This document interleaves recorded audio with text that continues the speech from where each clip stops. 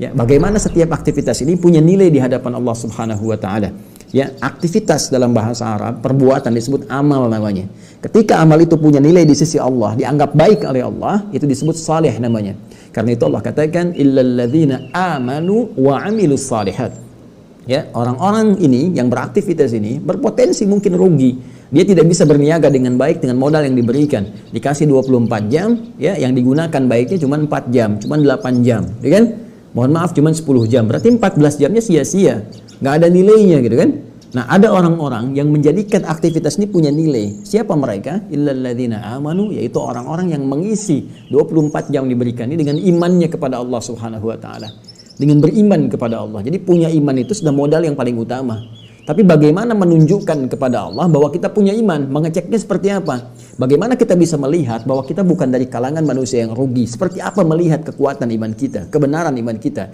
Maka seperti sering kita bahas, kita ulas dalam setiap kesempatan Aqsa khususnya, iman itu bisa dicek, dilihat dengan amal soleh, dengan pembuktian.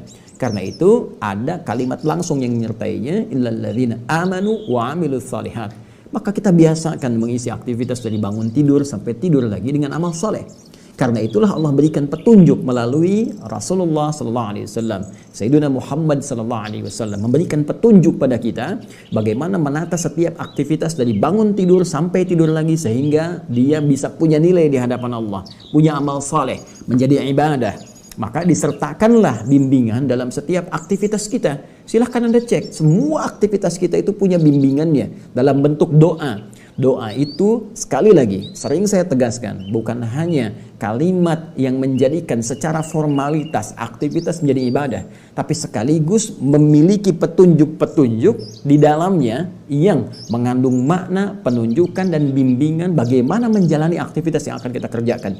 Karena itu setiap doa yang kita bacakan dalam aktivitas-aktivitas tertentu itu bisa berbeda satu dengan yang lainnya. Karena petunjuknya pun tidak sama, pekerjaannya berbeda, petunjuknya pun tidak sama. Bangun tidur kita ada doanya. Antara bangun tidur dengan akan tidur, doanya berbeda. Karena bangun tidur memberikan petunjuk kepada kita bagaimana caranya bangun.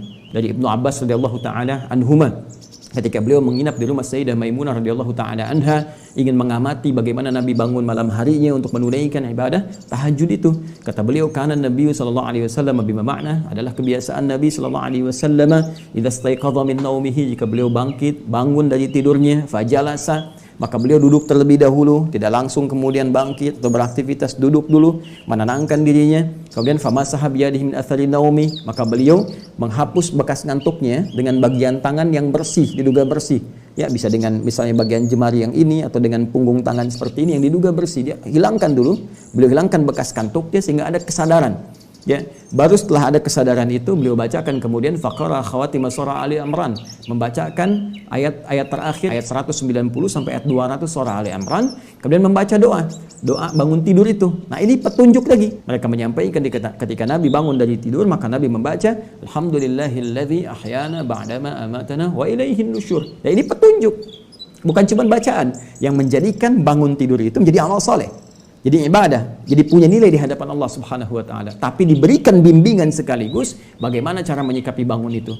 Maka kita katakan, segala puji bagimu ya Allah. Aku bersyukur diberikan kesempatan untuk hidup kembali, menjalani kehidupan di hari ini, walaupun Engkau bisa mewafatkan aku saat tidur tadi. Ya, tapi Engkau berikan kesempatan kepada aku, alhamdulillah ya Allah, wa ilaihin nusyur, dan aku berjanji ya Allah di hari ini akan mencari bekal yang lebih baik dibandingkan hari sebelumnya sebagai persiapan untuk kembali kepadamu. Karena nusyur itu nasyara, diantara maknanya menyebar untuk kembali lagi. Nah, kita bangun tidur, kita berjanji kepada Allah hari ini akan menyebar, beraktivitas. Karena mungkin Anda tidak di satu tempat beraktivitasnya. Boleh jadi di rumah, keluar rumah, tempat berbeda, ke kantor, tempat olahraga, dari macam-macam, setiap tempat.